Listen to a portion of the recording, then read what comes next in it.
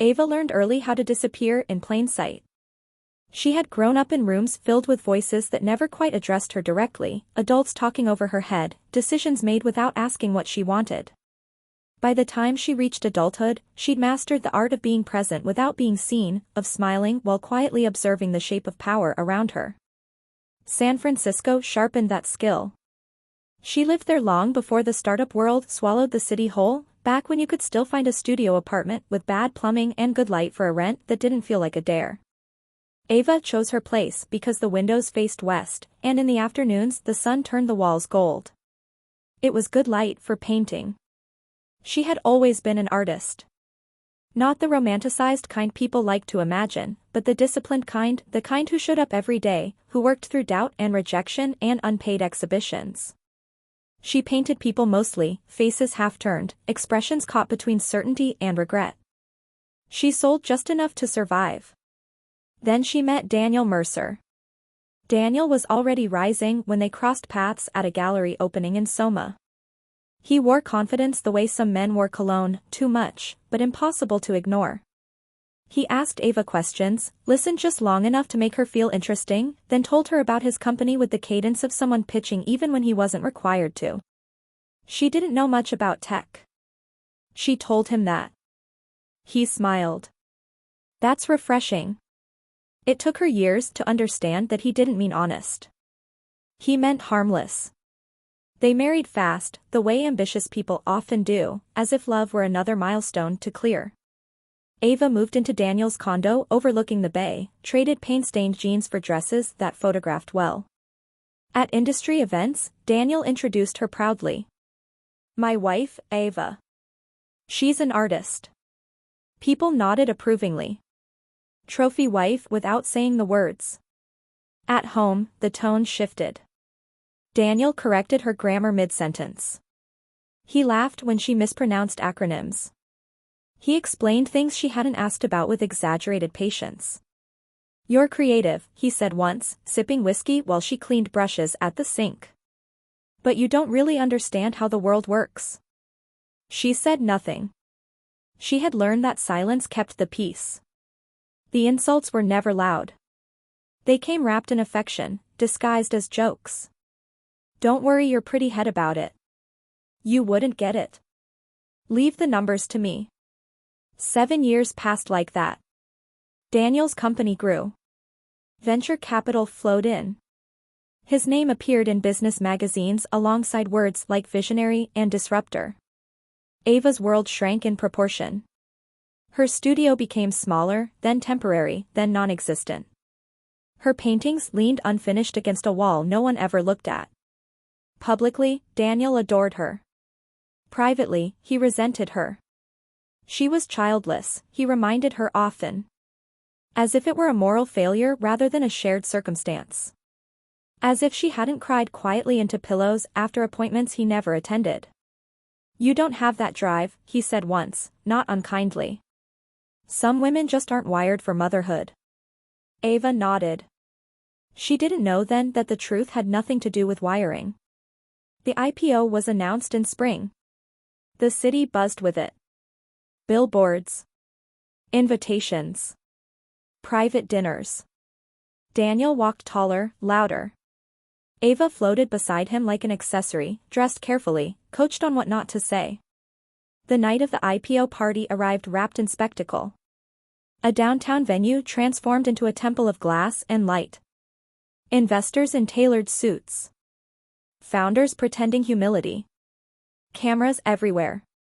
Ava wore a silver dress chosen by a stylist who'd never asked her opinion. Daniel drank heavily.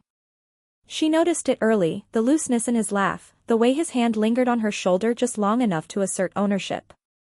When he was called to the stage, applause thundered through the room. He slung an arm around her waist. Couldn't have done it without my beautiful wife, he said into the microphone. The crowd laughed appreciatively. Then he didn't let go.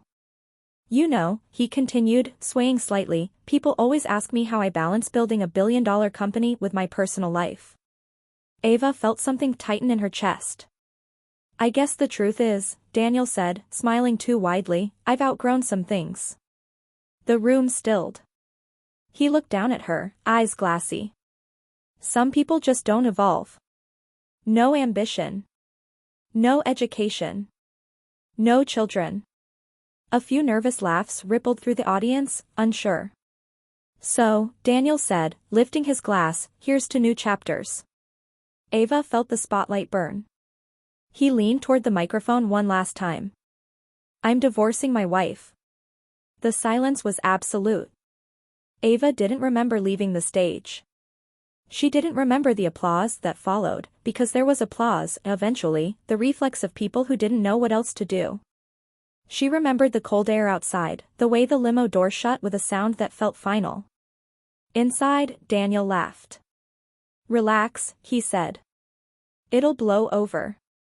She stared out the window, hands shaking. Her phone vibrated. An unknown number.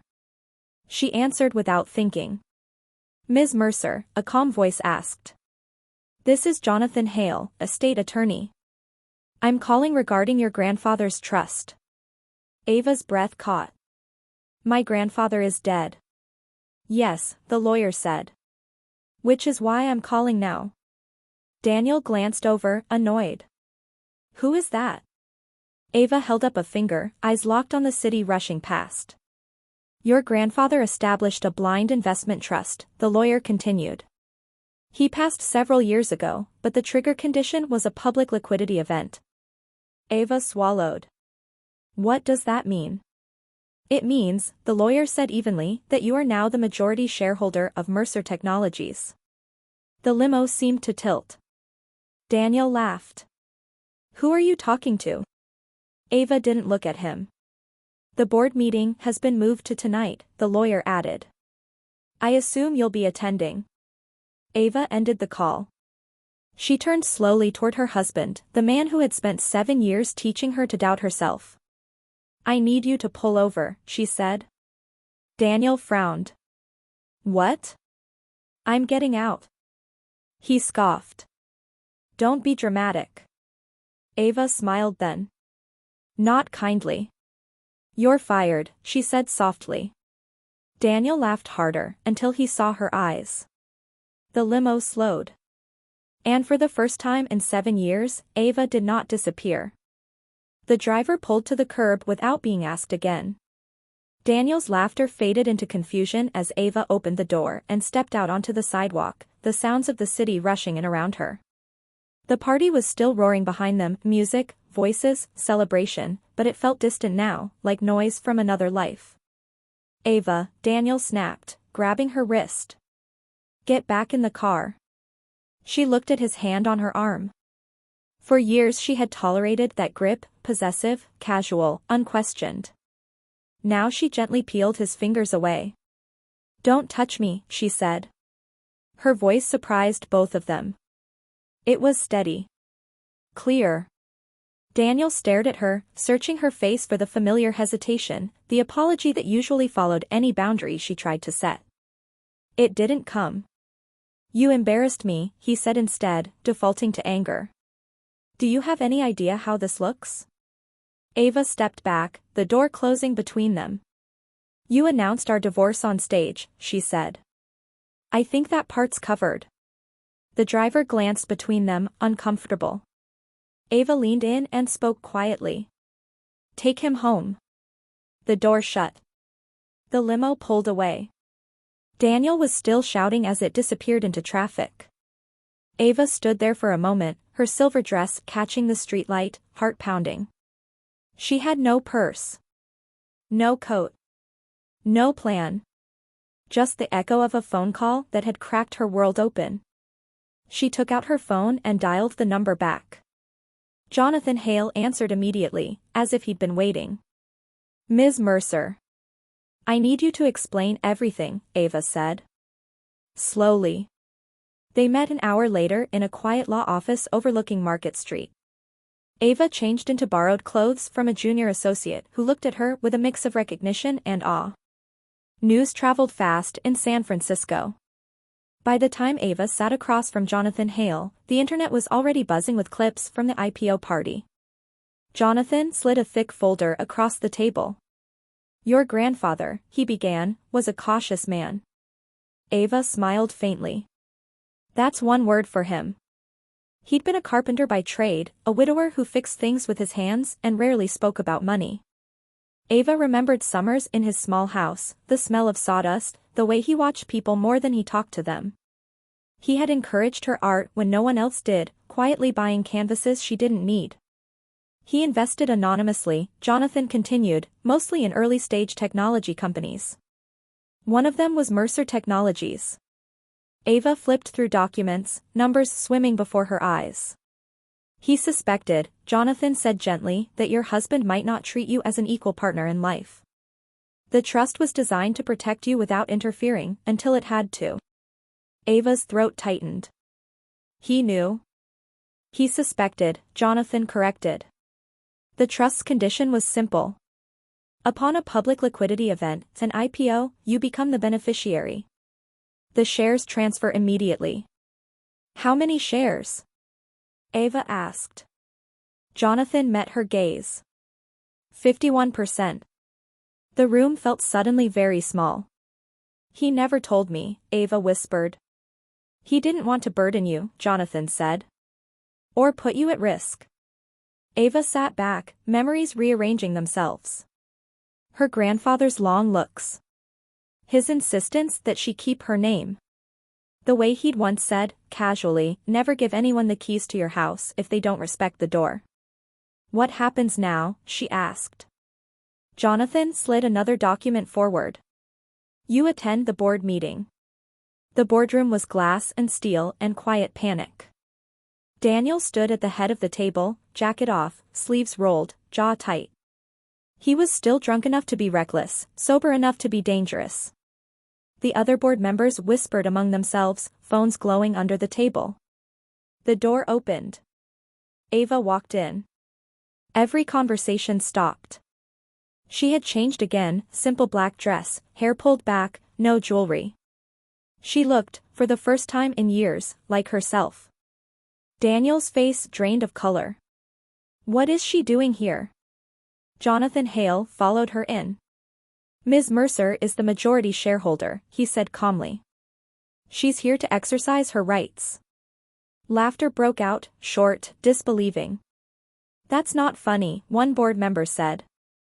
Jonathan placed the documents on the table. It's not a joke. Daniel stood abruptly. This is insane. She doesn't understand. Sit down, Ava said. The room froze again. Daniel stared at her, incredulous. Excuse me? You're no longer the CEO, Ava said, her voice even. Effective immediately. A murmur rippled through the room. You can't do that, Daniel snapped. She can't do that. Jonathan nodded. She can. Ava turned to the board. I'm invoking a vote for termination with cause. With cause. Daniel laughed sharply. For what? Ava tapped her phone. The screen lit up with bank statements, transaction logs, photographs. For misappropriation of company funds, she said. For breach of fiduciary duty. For fraud. She slid the phone across the table. The images told the story clearly. A penthouse overlooking the city. A woman in designer clothes Ava recognized immediately, Daniel's consultant, the one he'd insisted was strictly professional. The purchase traced directly to company accounts. The room erupted. Daniel lunged for the phone. That's private. It's evidence, Jonathan said coolly.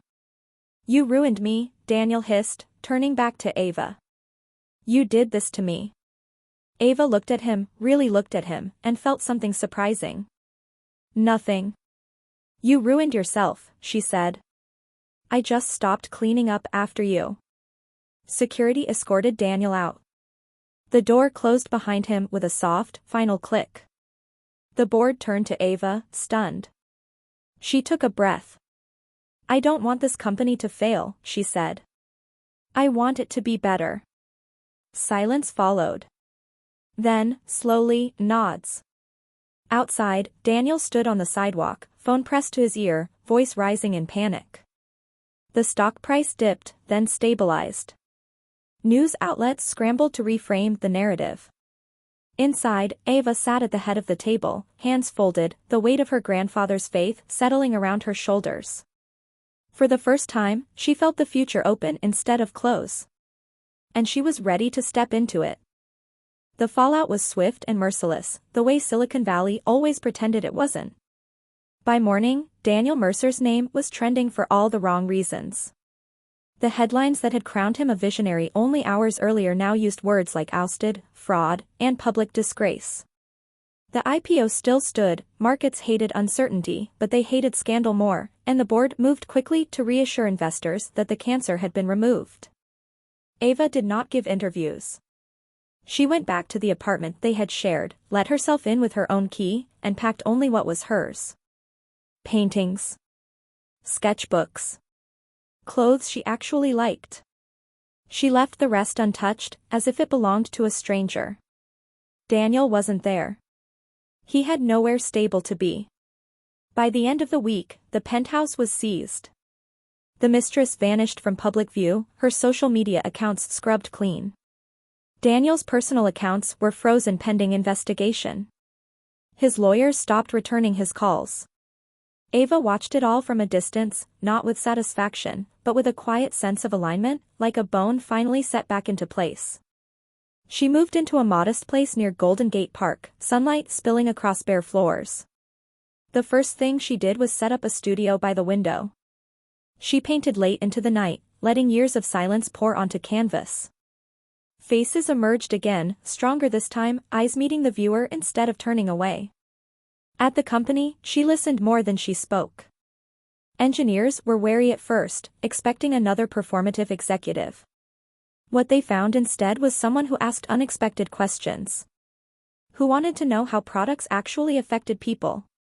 Who insisted on ethical audits and patient advocates embedded in development teams. The culture shifted slowly, then all at once. Ava brought in new leadership, quietly brilliant women and men who didn't need to dominate a room to control it. She rebranded the company, stripping away Daniel's ego-driven slogans and replacing them with something simpler and harder to fake, trust. The stock recovered. Then it climbed. One afternoon, Ava stood before a room full of reporters, announcing the launch of a foundation funding women's scholarships in technology, artists, caregivers, late bloomers, people who had been told they didn't belong. This company exists because someone believed in me before the world did, she said. I'm paying that forward. Questions followed. About Daniel. About revenge. About whether this was personal. Ava smiled politely. This is about responsibility. Daniel watched the broadcast from a borrowed couch in a borrowed apartment, eviction notice folded on the table beside him. He looked smaller somehow, diminished without the stage he'd built for himself. He didn't call Ava again. She didn't expect him to. Months later, on a quiet afternoon, Ava visited her grandfather's grave. She brought a small canvas, propped it against the headstone, and painted the horizon the way he used to describe it, steady, patient, always there if you bothered to look. I see it now, she said softly. The wind moved through the trees. The city hummed in the distance.